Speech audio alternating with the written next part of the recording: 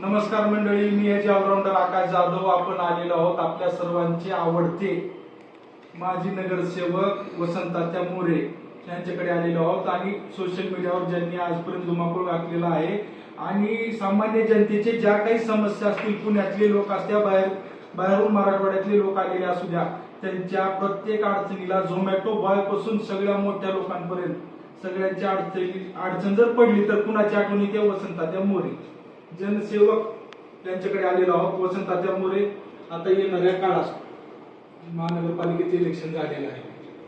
निकाल जरी आपल्या बाजूने लागला नसला तरी निसटता पराभव आहे. तरी आता इथून पुढे काय दिशा असणार आहे?